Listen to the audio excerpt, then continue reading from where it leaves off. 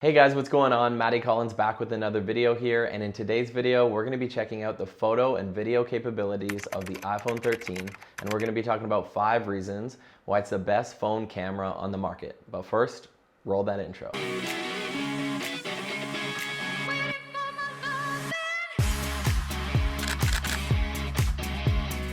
If it is your first time here at the channel, my name is Matty Collins, and on this channel we talk about everything photography, filmmaking, with an emphasis on education and gear. Before we dive into these 5 reasons, it would be amazing if you could just scroll down right now, find that like button, give it a little tickle, and then come back up for the video.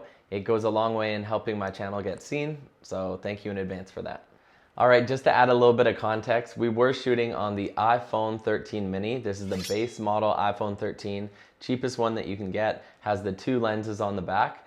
So all of the sample footage that you see in this video here today was taken on this. Alright, so what are the reasons that make these 2 cameras so special on the iPhone 13?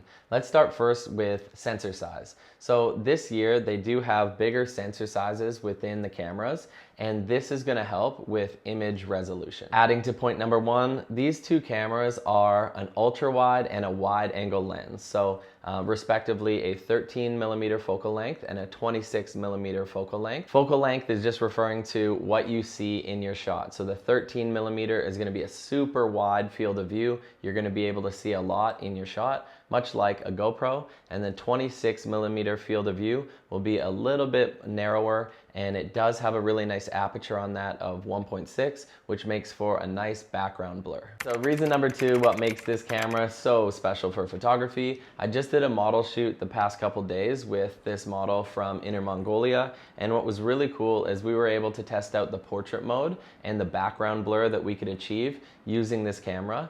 As mentioned before, the 26mm focal length does offer a 1.6 aperture, and the lower the number on aperture, the nicer background blur you're going to get. So we got some really cool results that I'll share with you. Portrait mode isn't just specific to the iPhone 13, so that's a really good thing if you have older models, but what I really do like is the snappy autofocus in portrait mode, and also after you've taken the picture, you can go back and in looking at the picture, you can adjust the amount of background blur that's actually in that image. Alright, so reason number 3 why these cameras are so cool, you have the ability to shoot video in cinematic mode, and all you have to think about this as is a portrait mode for video. So what it does is it blurs out the background for you, and your main subject is going to be crystal clear in focus. The background is going to be blurred, and super cool is that you can go in after the video is already taken.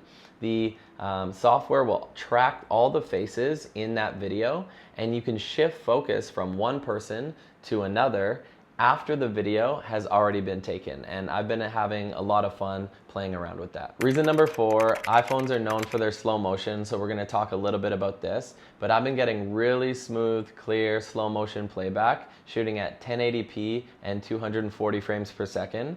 So I'll show the difference between shooting at 240 frames per second and 120 frames per second.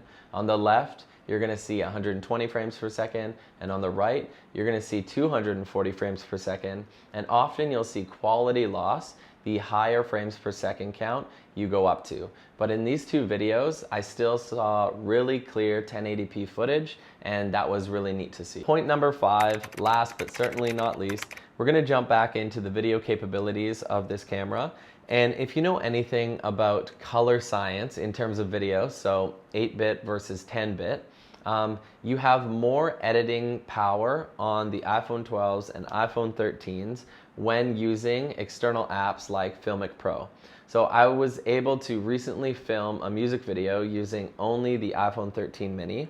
I am going to be releasing that video on the channel very soon, but what I was able to do is shoot 4K 10-bit color, and then I could put it in my Final Cut software on my desktop, and I could alter the colors on the video to really give a unique look to the music video. If I would have shot in just the default video settings on the iPhone 13 or iPhone 12 or something earlier, it would have shot in 8-bit color, which when I go and try and color grade in Final Cut Pro or something like this, it's going to give me less flexibility in the colors that I can change within that video. So shooting 10-bit video has been really cool with this thing. And if you guys are interested, I can do a tutorial on how I achieved these unique colors for the music video that I shot recently. Alright guys, thank you so much for stopping by the channel. I hope you learned something new, and I hope I was able to help you make a decision on whether you upgrade to the iPhone 13 or keep your existing Apple phone. Chances are that the camera phone that you're currently shooting on is definitely doing the trick for you in terms of photo and video.